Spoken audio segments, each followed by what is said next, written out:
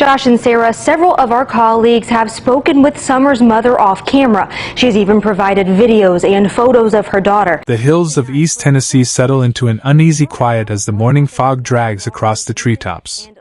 It is the kind of silence that feels heavy, charged, as though the land itself remembers everything that has happened on it.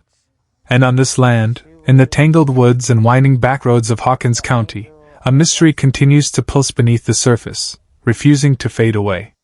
Joseph has returned to the case. He never meant to revisit it this deeply, never planned to reopen the door he closed years ago. But the recent raid on that remote property, the one sitting nearly 10 miles from the Wells home, changed everything.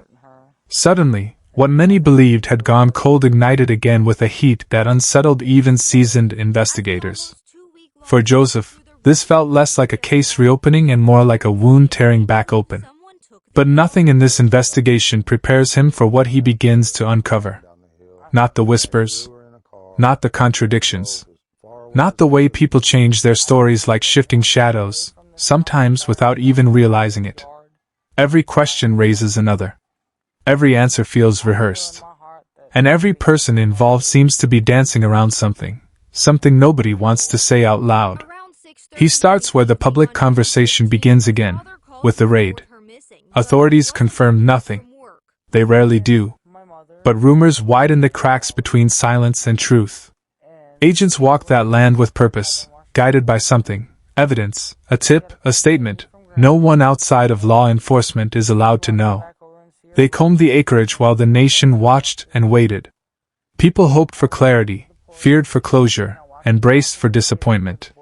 Yet the air felt different this time. Heavy. Expectant. Joseph looks at the map again. The search area sits on the road leading toward Beech Creek's neighboring community. For many, it is just geography. For others, it is a suspicious coincidence. For Joseph, it becomes a thread worth pulling. It is not just the landowners capturing the public's attention. It is the connections, the overlapping relationships.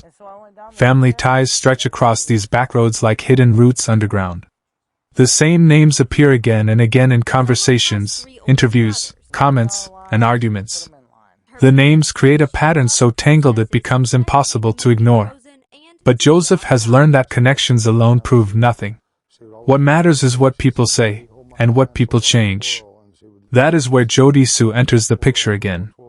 Her statements, collected over the course of years, feel like fragments from a dozen different realities. There was a claim about the scream. The time it happened. The moment she thought something was wrong.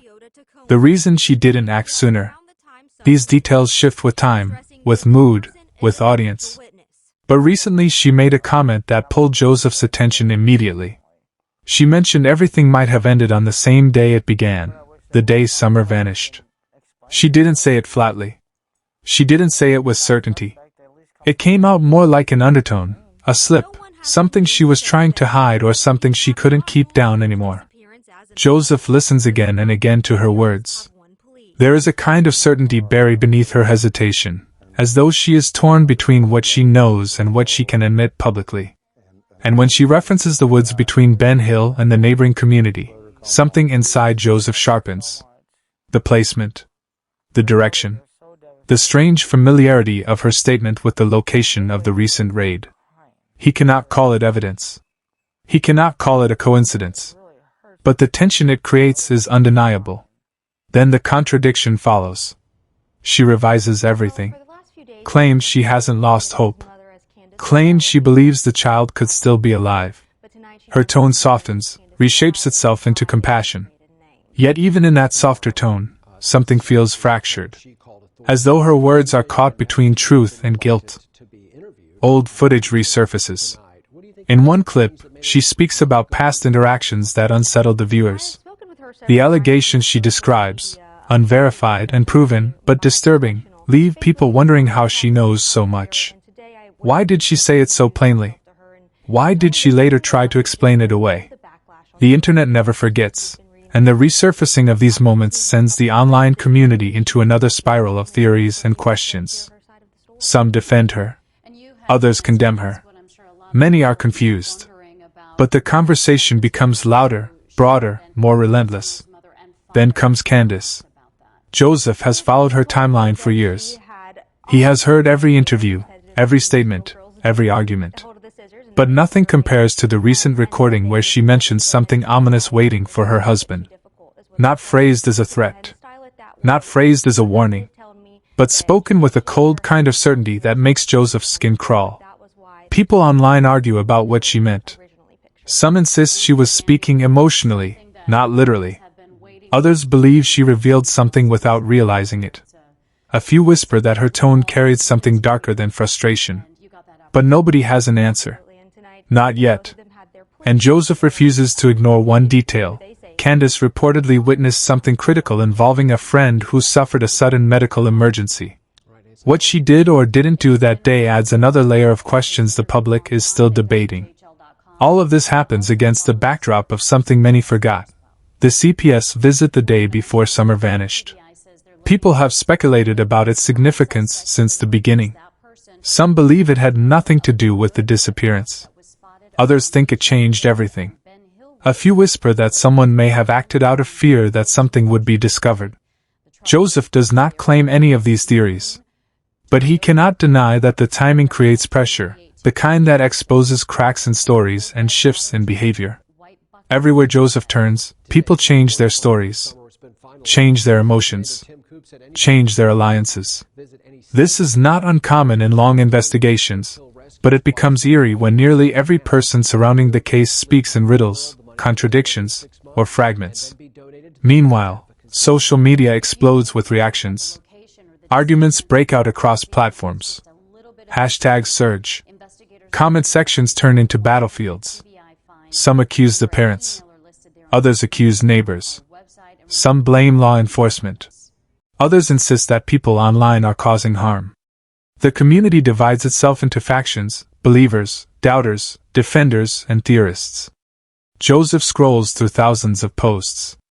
He sees people calling for justice, begging for updates, and accusing each other of misinformation. Words like cover-up and manipulation appear regularly. Nobody agrees on anything, except for one thing: something does not feel right. Then new information leaks. A witness claims they heard something years ago but never said it publicly. Another person shares recordings from the early days of the investigation. A third uploads footage of someone arguing near the Wells property on the night of the disappearance. Each new detail creates ripples across the internet, magnifying the tension already simmering. Every revelation feels like a turning point, yet nothing truly resolves. Joseph digs deeper. The stories from neighbors clash with the stories from family. Law enforcement continues to hold back information, fueling speculation. Journalists offer opinions without evidence. Locals insist they know the truth but refuse to share specifics. Some point fingers at people who seem entirely disconnected. Others accuse those closest to the family. The deeper Joseph goes, the more he senses the presence of fear. Not panic, not chaos, but silent, enduring fear. Fear of being blamed. Fear of being exposed. Fear of admitting what was seen or heard. Fear of saying something that might change everything. He begins to notice patterns in behavior. Who avoids questions? Who deflects? Who overshares? Who grows defensive? Who gets angry at odd moments? Who tries to shift the focus? And who cannot seem to stop offering new versions of old stories. With every shift, Joseph writes notes. He fills notebooks with timelines, contradictions, and questions. Questions like, why did certain people change their statements? Why did so many mention hearing something that day? Why did someone reference the exact route Joseph saw on the map? Why did online arguments grow so quickly during the first hours of the investigation? Why do old clips continue resurfacing, every time adding pressure? There are moments Joseph feels close to understanding something, but then another contradiction pushes him back into doubt. The case feels like a maze designed by people who never expected their words to be scrutinized at this level. And through all of this, the public continues to speculate. Some believe the recent raid signals a major development. Others think it is another dead end. Some fear the truth is far darker than anyone imagines. And more than a few argue that too many people online have manipulated the narrative. But Joseph keeps going. He listens to every recording again. He replays interviews, rewatches old live streams, and follows new leads. He notices how often someone insists they know nothing, only to later suggest possibilities that seem strangely specific. The tension builds. Each day, new voices join the conversation. More questions arise. Theories multiply. Nobody can agree on who to trust. And as the confusion grows, Joseph begins to sense a larger truth settling over everything. Someone knows more. Perhaps more than one person. Someone is hiding something. Maybe out of guilt. Maybe out of fear. Maybe out of self-preservation. Or maybe because they believe speaking would make things worse. But the silence becomes its own kind of confession. Joseph looks again at the key figures in this case. He studies their expressions, their word choices, and their demeanor. He watches moments when their voices tremble, or flatten, or sharpen. He examines the pauses between statements, the lines they refuse to cross, and the details they avoid. He studies their relationships with one another, the grudges, the alliances, the arguments, the unspoken tensions. He traces the steps of each person on the day everything changed. He compares every timeline, every witness statement, every social media post from that day. As he digs, he finds new questions emerging. Why did someone suggest the child was somewhere between those two specific places? Why did another person make a haunting prediction about a family member's future? Why do certain neighbors reference events that seem unrelated, yet eerily parallel? Why do law enforcement officers remain silent even as public pressure mounts? Why does the truth feel so close and yet so unreachable? Joseph doesn't accuse anyone. He can't. Not without evidence. But he continues to ask the questions the public refuses to let go of. And those questions echo in his mind long after he stops writing for the night. As the investigation grows more intense, new voices emerge online. Anonymous accounts. Longtime locals who never spoke before. People claim they heard something years ago. New clips. New arguments. New divisions. The narrative shifts again, and Joseph realizes something crucial. This story is not just about one disappearance. It is about the people surrounding it. Their behaviors. Their reactions. Their choices. Their silence. Some act defensively. Some lash out. Some change their stories. Some seem eager to deflect attention. Some claim to know what others refuse to say. Some offer hope when others insist hope is gone.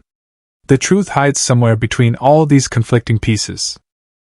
And then the case shifts again when a new piece of information emerges from someone previously silent. Joseph examines it.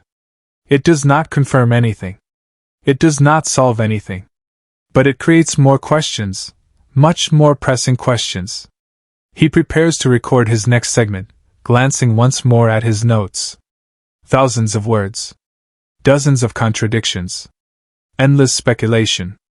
And yet no closure. He leans back, realizing something simple but powerful. This story refuses to end because the truth is still out there. Someone knows what happened. Someone remembers something they are trying desperately to forget. And as long as there are questions, real questions, with real implications, this investigation remains alive.